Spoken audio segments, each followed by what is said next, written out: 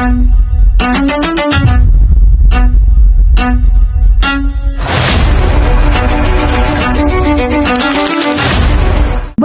halo semuanya. Jadi di sini kelompok kami berkesempatan untuk membahas terkait fenomena kebangkitan kelompok ultranasionalis dan fasis di Prancis dengan fokus pada organisasi Generation Identitaire. Nah, fenomena yang ini sangat amat menarik untuk dikaji karena menunjukkan bahwa tantangan terhadap demokrasi tidak hanya berasal dari ancaman eksternal aja, tetapi juga dapat muncul dari dinamika sosial dan politik dalam suatu negara gitu. Untuk kasus ini kami menggunakan pendekatan 5W1H. Jadi apa yang sebenarnya terjadi? Nah, fenomena yang kami analisis ini adalah terkait menguatnya gerakan ultranasionalis di Prancis melalui organisasi Generation Identitaire. Nah, organisasi ini mengkampanyekan terkait penolakan terhadap migrasi dan mengklaim bahwa arus migrasi mengancam identitas nasional Prancis dan juga peradaban Eropa. Nah, tapi organisasi ini akhirnya dibubarkan oleh pemerintah Prancis karena dianggap menghasut dan juga mendiskriminasi, mengujarkan kebencian gitu. Le Conseil des ministres a été l'occasion d'une décision importante, attendue, la dissolution de Génération Identitaire. Lalu siapa saja aktor yang terlibat di dalamnya atau who gitu. Jadi pertama itu aktor utamanya adalah tentu organisasi Generation Identitaire ini sendiri ya. Lalu selanjutnya itu ada pemerintah Prancis serta media sosial yang menjadi sarana penyebaran ideologi terhadap kelompok tersebut gitu. Oke, selanjutnya when dan where. Jadi Generation Identitaire ini didirikan pada tahun 2012 di Prancis dan mulai mendapatkan perhatian yang sangat luas serta krisis migrasi ya, tentunya imigrasi Eropa pada 2015. Nah, organisasi ini melakukan berbagai aksi seperti Defend Europe pada tahun 2017 dan patroli di pegunungan Alpen pada tahun 2018. Aktivitas mereka ini terutama berlangsung di wilayah Prancis, khususnya perbatasan Prancis dan Italia ya. Namun juga terhubung dengan jaringan identitarian di Austria dan Jerman dan juga Italia. Nah, why dan how? Kenapa dan bagaimana sih fenomena ini terjadi? Jadi kemunculan kelompok ini dipengaruhi oleh meningkatnya perdebatan mengenai migrasi, identitas nasional, dan keamanan. Mereka kemudian memanfaatkan media sosial, kampanye digital juga, serta aksi simbolik di ruang publik untuk menyebarkan ideologi dan memperluas dukungan. Meskipun organisasi ini dibubarkan pada tahun 2021 gitu, gagasan yang mereka usung itu masih menjadi bagian dari perdebatan publik hingga publik di Prancis ya, hingga saat ini gitu. Dan berdasarkan pemaparan tersebut dapat kita pahami bahwa fenomena ini melibatkan berbagai banyak aktor dengan kepentingan yang berbeda-beda pula. Oleh karena itu, pada bagian berikutnya akan dijelaskan mengenai aktor yang terlibat beserta kepentingan dan hubungan di antara mereka. Oke Alia, terima kasih banyak. Jadi setelah kita bisa memahami bagaimana fenomena ini itu bisa berkembang, pertanyaan selanjutnya itu adalah siapakah aktor yang berperan dalam kebangkitan ultranasionalisme di Prancis ini. Jadi menurut kelompok kami, fenomena ini tuh nggak bisa dijelasin hanya dengan satu aktor aja, tetapi kelompok ini tuh punya banyak aktor yang bisa menghasilkan suatu interaksi, yaitu ada aktor politik, aktor sosial, dan juga aktor intelektual yang dimana mereka ini saling memperkuat satu sama lain. Dengan kata lain, setiap aktor itu mempunyai fungsi yang berbeda, tetapi mereka juga bergerak menuju tujuan yang sama, yaitu untuk memperkuat narasi nasionalisme dan membatasi pengaruh migrasi. Yang pertama itu dari ranah politik, ada Marine Le Pen, di mana dia ini tuh menormalisasikan gerakan kanan jauh lewat strategi de-diabolization, di mana ini itu adalah memperbaiki citra partai agar lebih diterima di publik tanpa mengubah agenda nasionalisme dan pembatasan migrasi. Sementara itu, Jordan Bardella, dia ini melengkapi strategi tersebut dengan memanfaatkan media sosial dan juga komunikasi digital untuk menjangkau pemuda, di mana hal ini itu menunjukkan kalau gerakan kanan jauh ini itu beradaptasi dengan perkembangan teknologi. Lalu di ranah sosial ada Generation Identitaire, di mana membangun dukungan publik melalui propaganda digital dan aksi simbolik sehingga isu migrasi ini tetap menjadi perhatian masyarakat. Ada pun di ranah intelektual, yaitu adalah Charles Maurras dan Alain de Benoist, di mana mereka ini menyediakan landasan ideologis melalui konsep integral nasionalisme dan etnopluralisme, di mana hal ini itu menjadi acuan dalam membangun narasi identitas dan juga nasional dan penolakan terhadap multikulturalisme. Jadi, kebangkitan ultranasionalisme di Prancis ini bukanlah hasil tindakan satu tokoh atau satu organisasi aja, tetapi merupakan bentuk dari kerjasama antara aktor politik dan juga membangun legitimasi aktor sosial yang menjadi mobilisasinya masyarakat dan aktor intelektual yang menyediakan landasan ideologinya. Hubungan antara aktor inilah yang akan dijelaskan oleh Lely dalam mapping dan interest mapping. Terima kasih. Baik, terima kasih Cia atas pemaparannya. Setelah mengetahui siapa saja aktor yang terlibat, pertanyaan berikutnya adalah mengapa aktor-aktor tersebut dapat membentuk gerakan ultranasionalisme yang begitu kuat di Prancis? Menurut kelompok kami, jawabannya terletak pada hubungan kepentingan di antara para aktor tersebut. Meskipun berasal dari organisasi dan latar belakang yang berbeda, mereka memiliki tujuan yang saling mendukung sehingga mampu memperluas pengaruh gerakan kanan jauh di Prancis. Jika kita melihat aktor mapping, Marine Le Pen memiliki kepentingan untuk memperoleh kekuasaan politik melalui jalur demokrasi dan memperluas penerimaan masyarakat terhadap Rassemblement National.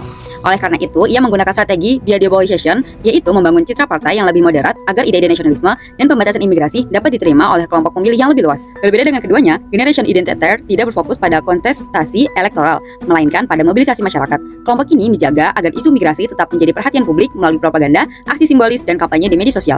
Menurut kami, keberadaan Generation Identitaire justru memperkuat posisi aktor politik, karena isu yang mereka bangun di tingkat masyarakat kemudian memperoleh ruang dan agenda politik Rassemblement National.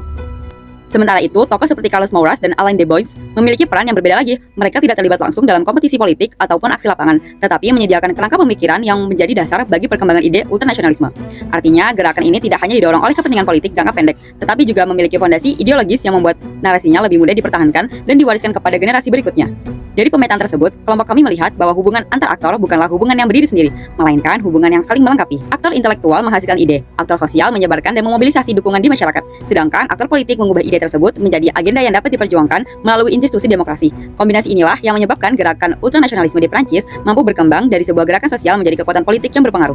Kondisi tersebut juga dapat kita lihat melalui beberapa kasus nyata. Misalnya, keberhasilan kampanye digital Jordan Bardella pada pemilu Eropa tahun 2024 yang menunjukkan bagaimana media sosial dimanfaatkan untuk memperluas dukungan politik. Di sisi lain, aksi Defense Europe yang dilakukan oleh Generation Identitaire menghasilkan bagaimana propaganda tidak hanya berhenti pada narasi, tetapi juga diwujudkan dalam tindakan langsung di lapangan. Bahkan, ketika organisasi ini dibubarkan pada tahun 2021, jaringan ideologinya tetap bertahan melalui media digital dan organisasi identitarian di berbagai negara Eropa. Oleh karena itu, menurut kelompok kami, kekuatan utama gerakan ultranasionalisme di Prancis bukan hanya terletak pada satu tokoh atau satu organisasi, melainkan pada kemampuan mereka membangun jejaring antara ideologi, mobilisasi sosial, dan kekuatan politik. Oke, selanjutnya setelah memahami aktor, kepentingan, dan berbagai tindakan yang dilakukan oleh Generation Identitas, tantangan apa aja sih yang dihadapi oleh para aktor tersebut dalam fenomena yang terjadi gitu. Jadi pertama itu adalah tekanan hukum dan kebijakan dari pemerintah Prancis. Dalam beberapa tahun terakhir, pemerintah semakin memperketat pengawasan terhadap kelompok-kelompok kanan ekstrim gitu. Puncaknya pada tahun 2021, di situ pemerintah Prancis secara resmi membubarkan Generation Identitas karena dianggap menghasut diskriminasi, kebencian, serta mengancam ketertiban umum gitu. Nah, keputusan ini diperkuat oleh Conseil d'État atau pengadilan administrasi tertinggi di Prancis hingga ruang gerak organisasi ini menjadi semakin terbatas. Nah, selanjutnya tantangan kedua adalah rendahnya legitimasi di mata masyarakat sipil. Di berbagai organisasi hak asasi manusia, akademisi, hingga lembaga internasional menilai bahwa narasi yang dibangun oleh Generation Identitas ini sangat amat bertentangan dengan prinsip demokrasi, pluralisme, dan penghormatan terhadap hak asasi manusia. Nah, menurut Case Mood tahun 2019 menjelaskan bahwa kelompok kanan radikal di Eropa ini memang sering menghadapi kritik karena menggunakan isu-isu identitas dan migrasi untuk membangun rasa takut di tengah masyarakat. Pandangan tersebut juga diperkuat oleh European Commission Against Racism and Intolerance pada tahun 2022 yang menyoroti meningkatnya diskriminasi dan ujaran kebencian terhadap kelompok minoritas di berbagai negara Eropa gitu.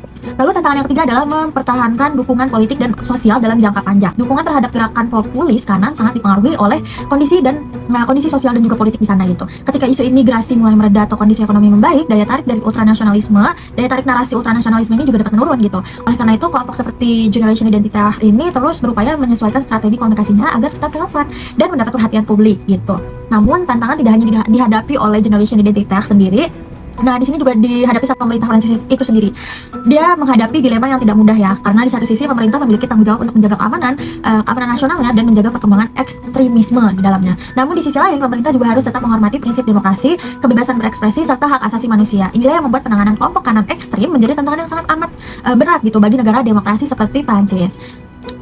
Oke, setelah dijelaskan melalui teman saya melihat bagaimana para aktor itu membangun jejaring dan juga memperluas pengaruhnya, kelompok kami mencoba menganalisis bagaimana strategi tersebut diwujudkan dalam tindakan nyata dan mengambil 3 contoh. Yang pertama, itu ada Generation Identitaire melalui operasi Divine Europe pada tahun 2017 yang berupaya menghalangi kapal-kapal penyelamat migran di Laut Mediterania. Nah, menurut kelompok kami, aksi ini itu bukan sekedar soal keamanan perbatasan, tapi merupakan upaya membangun persepsi bahwa migrasi adalah ancaman bagi identitas Prancis dan juga Eropa sendiri. Lalu, kedua itu ada Marine Le Pen.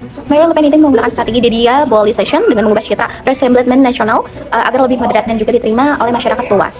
Hal ini itu menunjukkan bahwa ultranasionalisme tidak selalu berkembang melalui tindakan ekstrim, tetapi lewat perolehan legitimasi melalui mekanisme demokrasi dan juga jalur elektoral. Dan yang ketiga, pemerintah Prancis itu membubarkan Generation Identitaire pada tahun 2021 karena dianggap mendorong diskriminasi dan juga kebencian. Tapi menurut kelompok kami itu pembubaran dari organisasi Generation Identitaire ini tidak otomatis menghilangkan ideologinya, karena narasinya itu narasi dari ultranasionalisme ini tetap bertahan melalui media sosial dan juga jaringan politik yang lebih luas walaupun si organisasinya udah dibubarkan gitu. Nah, yang ketiga itu ketiga contoh yang kita ambil itu merupakan analisis menggunakan teori konstruktivisme dari Alexander Webb, di mana teori ini itu menjelaskan bahwa ancaman tidak selalu bersifat objektif, melainkan dibentuk melalui identitas dan juga konstruksi sosial. Dan dalam kasus dari Generation Identitaire itu mengkonstruksikan dirinya sebagai pelindung bangsa, sedangkan migran dikonstruksi sebagai ancaman terhadap identitas nasional. Dan berdasarkan hal tersebut, kelompok kami itu menolak adanya gerakan ultranasionalisme yang diwujudkan melalui narasi anti-imigrasi dan juga tindakan diskriminatif. Dan kami berpendapat bahwa persoalan dari migrasi ini seharusnya diselesaikan melalui kebijakan yang adil, dialog politik, dan kerjasama internasional. Jadi bukan melalui penyebaran rasa takut terhadap kelompok tertentu yang artinya kita mendiskriminasi suatu kelompok gitu.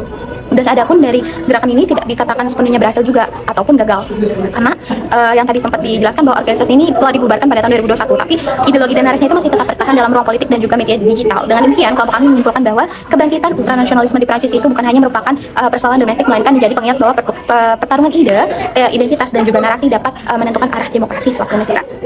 Sekian dari kelompok kami, lebih kurang mohon maaf. Terima kasih, bonjour.